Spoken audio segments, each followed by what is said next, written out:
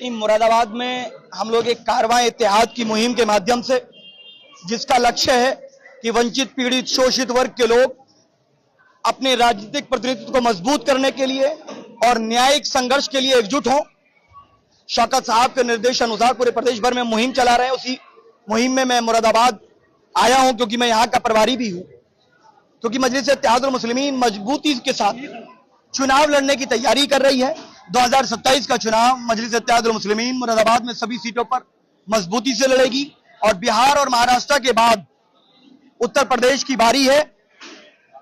और उत्तर प्रदेश की जनता के अंदर जो जोश और उत्साह है, वो साफ संकेत है कि मजलिस-ए-इत्तेहादुल मुस्लिमीन के 30 से ज्यादा विधायक उत्तर प्रदेश में जीतने जा रहे हैं। ये तो समाजवादी पार्टी की भी इंटरनल रिपोर्ट कहती है, सुना मैंने।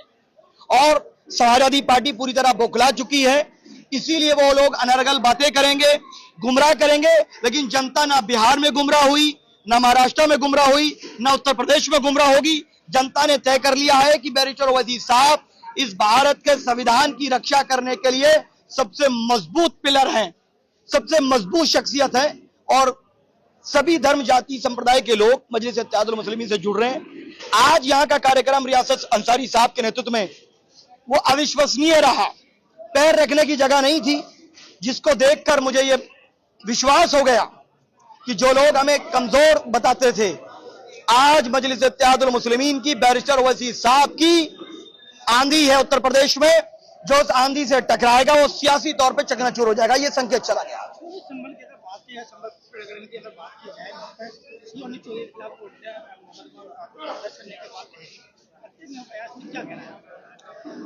नहीं, कोर्ट के आदेश की अवहेलना नहीं होनी चाहिए। मुकदमा दर्ज हो, कानूनी कार्रवाई हो, कानूनी प्रक्रिया पे हम क्या सवाल उठा सकते हैं।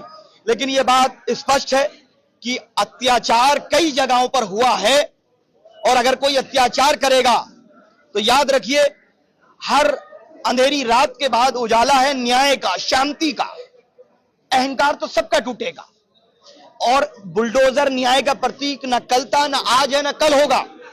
लेकिन जो लोग बुलडोजर को न्याय का प्रतीक मानते हैं, मैं उन लोगों से पूछना चाहता हूं कि अगर इस बुलडोजर का ड्राइवर बदल गया और इसका स्टीयरिंग दूसरी तरफ घूम गया, फिर क्या कहिएगा आप? हमने तो आदरणीय मुख्यमंत्री जी को भी देखा है सदन में। तो इसीलिए हम कहते हैं, राजनीतिक द्वेष भावना में कोई कार्य नहीं होना चाहिए। सरकार एक किसी व्यक्ति की, एक धर्म, एक जाति, संप्रदाय की नहीं होती है। बताइए, बरेली में घर के अंदर नमाज पढ़ ली तो ये कौन सा अपराध हो गया? बाहर सड़क पे किसी ने नमाज पढ़ी तो आप पासपोर्ट रद्द कर देंगे, घर के अंदर नमाज पढ़ी तो आप कार्रवाई कर देंगे। अरे भाई, क्या अगर वहां पर पूजा होगी किसी बराबर घर में, जब भी आप यही करेंगे? ये कौन सी बात है? संविधान के अनुच्छेद 25 का उल्लंघन है ये। इस तरह की बातें करके अपने कद को छोटा नहीं करना चाहिए। मुख्यमंत्री जी तो क्षत्रिय हैं, और क्षत्रिय धर्म ये कहता है कि सबके साथ न्याय करो। क्षत्रिय धर्म का पालन करना चाहिए। वो एक धार्मिक व्यक्ति हैं, और एक धार्मिक व्यक्ति होने के नाते हम उनका सम्मान करते हैं। उनको अपनी गरिमा के हिसाब से अपनी गरिमा बच जानी चाहिए, अपने पद की गरिमा। उन्होंने संविधान पे शपथ ली है, किसी धार्मिक पुस्तक पे नहीं ली है, नहीं भूलना चाहिए उनको। और हम इसीलिए कहते हैं कि 7% वालों ने 20% वालों को 4 बार मुख्यमंत्री बनाया।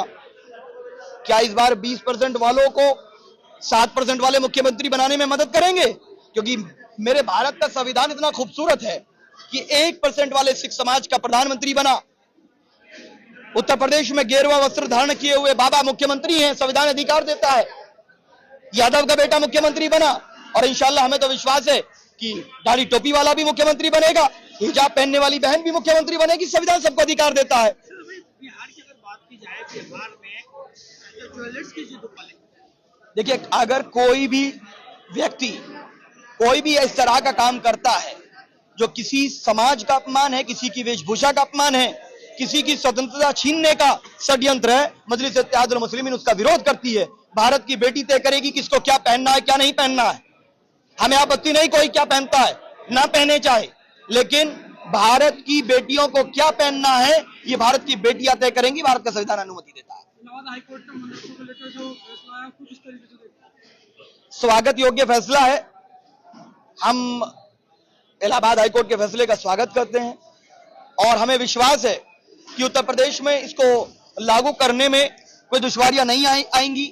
हम तो पहले दिन से कह रहे थे, अरे मदरसा संविधान के अनुच्छेद 30 के तहत अगर है, किसी को क्या आपत्ति है? क्या संविधान पे आपको विश्वास नहीं है? एक तरफ कहते हैं हम संविधान को मानने वाले, संविधान पे शपथ लेंगे, आप मंदिर में जा करके पूजा करने की जो बात करते हैं करें, हमें कोई आपत्ति नहीं है, लेकिन शपथ तो संविधान पे ही ली है ना आपने, नहीं भूलना चाहिए उनको। ये अच्छा फैसला, हम स्वागत करते हैं। एमएएम के सुप्रीमो असदुद्दीन ओवैसी ने कहा है कि मैं देश के जो प्राइम मिनिस्टर एक हिजाब देखना चाहता हूँ, ये मैं सब ख्वाब देखता हूँ जिसमें संविधान नहीं है। क्या कहना है इसका? बिल्कुल बनेगी, इंशाल्लाह जरूर बनेगी। मैं तो कह रहा हूं ना कि भारत की बेटी भी प्रधानमंत्री बनेगी और इंशाल्लाह उत्तर प्रदेश की मुख्यमंत्री भी बनेगी, मुरादाबाद की मेयर भी हिजाब पहनने वाली बनेगी। जब गेरुआ वस्त्र वालों को संविधान ने अनुमति दी है, हमें कोई आपत्ति नहीं। जब टर्बन वालों को है, हमें कोई आपत्ति नहीं, स्वागत है, सम्मान है। उसी प्रकार से हिजाब पहनने वाली बहन को भी संविधान ने अनुमति दी है, मुख्यमंत्री बनने की, प्रधानमंत्री बनने की, मेयर बनने की, और एक दाढ़ी टोपी वाले मुसलमान को भी है। क्यों मेरे नाम से इतनी नफरत है इन लोग को? मैं भारत का नागरिक नहीं हूं? मैं सेकंड क्लास सिटीजन हूं क्या? नहीं, मैं भी उतना ही नागरिक हूं जितने ये लोग नागरिक हैं, और मेरा राष्ट्रवाद इनसे कम नहीं है।